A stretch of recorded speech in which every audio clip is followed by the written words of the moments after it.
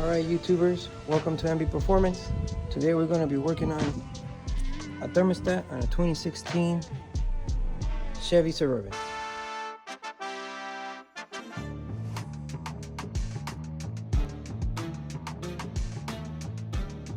So on these cars, when the thermostat goes bad, the AC gets hot, check engine light turns on,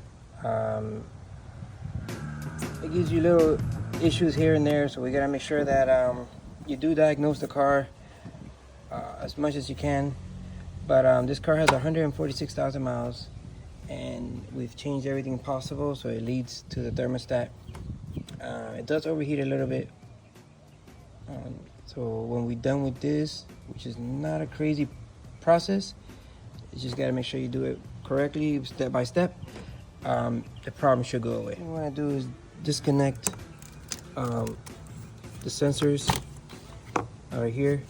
You want to use a flathead screwdriver here, and then you want to disconnect this and take the airbox off so you can be able to get more space to the thermostat. You also want to take this one off here with a flathead screwdriver, and then pop these things down off by pushing this downward and then out on both sides.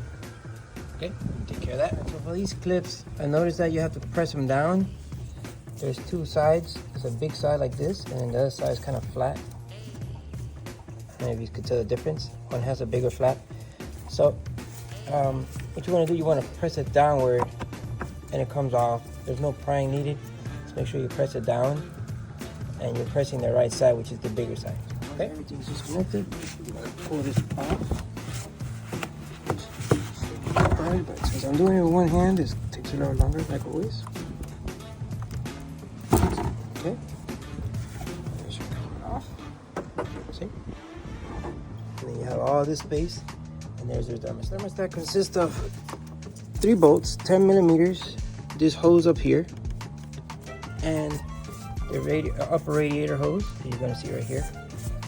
So what I usually do, I'll disconnect it from here and then drain the excess that is in this hose into a bucket for 2 reasons. One, because I don't want to lose too much of this radiator fluid, and number 2, I don't want to mess on the floor with the radiator fluid. Then when that's done, I'm gonna get some pliers, lift this up, take it out, and then we'll do the 3 bolts, and then we'll take the whole piece out. Okay? Alright, so take it off. Okay, there's gonna be some in there, so this how it comes out. I bought new Dextro, so I don't really need to save anything about it. I try to save as much as possible. Once that's off, you want to take this one off. Okay. Disconnected, you are going to get some pressure coming out, which is normal. Okay. I also suggest to leave the car sitting for an hour or 2. Make sure you squish the hose, make sure there's no pressure. Touch it. If it's not hot, then you can work on it. I would not recommend doing this while the car is hot. You can hurt yourself very severely and ruin your day. Okay? And then all the money you saved doing it yourself, you will be in the hospital, and it's not good for you. Okay? So just make sure you be really careful. Alright, let's take these bolts off.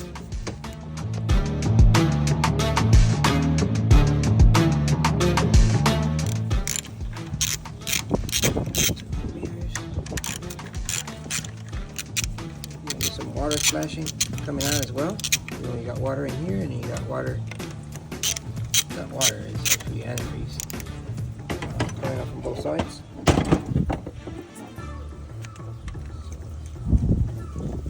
Also have to be reminded that this is a plastic piece. I bought the whole assembly. It's better because it comes with the gasket. It's not warped, you know, from the heat. Brand new piece. thermostat is already installed. But if you decide to go with just the thermostat, you will have to assemble the new thermostat to this old housing. But you really don't save much money by doing that. So I'd rather just change the whole thing, so that way I know that this is not warped.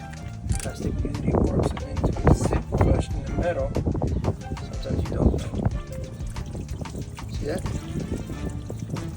Now the whole thing came out, which is good. Right, you see how that red, orange Dextro? Okay, you gotta make sure that you take this off. See that? Make sure you take it off. And then clean it very well. Make sure none of this residue is on it. The new one I bought comes with it. Which is right here.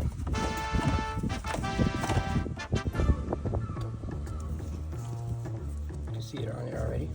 Bought the whole thing, assembly. $68 in advanced auto parts, plus tax, of course. So it's not an expensive part. But as you can see, this could warp and then it won't fit flush. So I don't want to risk it. I want to make sure that the customer has a proper cooling. So this is the full piece. You just get the thermostat. You have to pop these off, lift it up, put the new one in. But then you have to make sure you this little seal here. You see, it's good because you don't want any leaks. Okay. All right, now that I got everything cleaned up, I'm gonna dry it up a little bit. The old gasket did leave some residue here, so I had to run a brand new razor blade on top of it, very gently like this.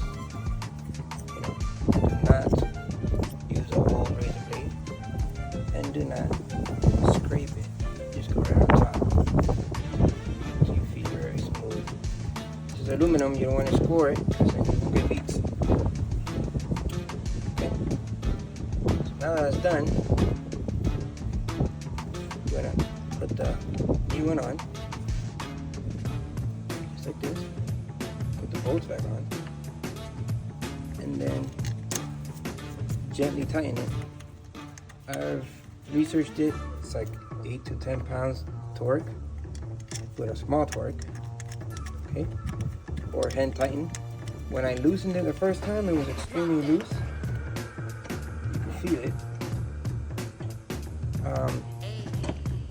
So that leads me to believe that it doesn't have to be so tight. It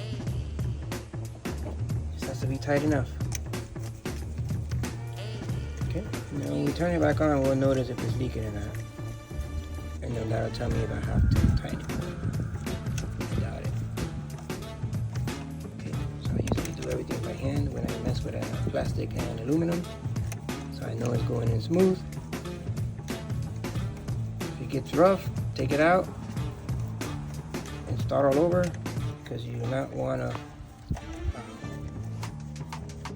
mess up the threads. Okay. Once it's hand tightened, then you tighten it with the ratchet as much as you feel that it's not going to damage. Alright, let me finish. Once that's on, make sure you put the clip on and then this clip back on. What I usually like to do is flip this way and fill this up with coolant, so that way this hose is already pre-filled, and also that would create any air pockets that are in there to come out, and then you don't have excess amount of air in the system, which would create overheating issue. Okay, so let's fill that up. That's in, it's full. I'm using the Presto GM certified Dexcool, which is orange. Do not mix your liquids. Stay with orange. Make sure it says GM certified. You don't want to mess up anything. So now that everything's cool, I'm gonna go here to the tank and fill that up. Alright, so now that everything's full, we're gonna do the reverse to put this back on. Slide it in here. Flathead screwdriver. Same thing on this side. And then pop these babies in. Just push them in. You don't need to do anything to it. Okay, the car is on. I'm gonna show you what I'm doing. What's up?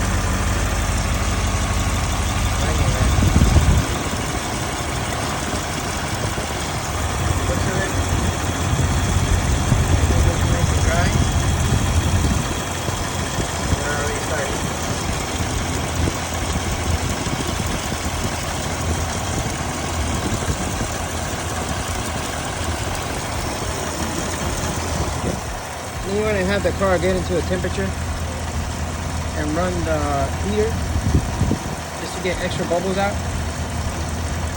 And there you go. This is how to change the thermostat on a 2016 to 2020 5.3 Chevy Silverados, Suburbans, or basically any LS engines that are in around that year with a plastic thermostat. Please subscribe, thumbs up. Thank you for watching. Have a great day.